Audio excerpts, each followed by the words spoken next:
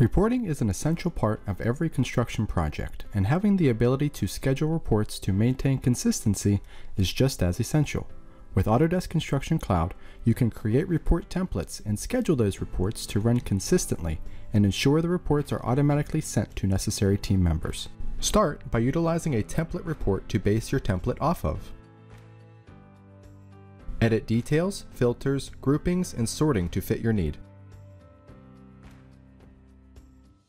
When finished, click Run Report. At this point, you'll have the opportunity to save as a template and have the ability to generate this report multiple times. Select Yes and update the name as needed.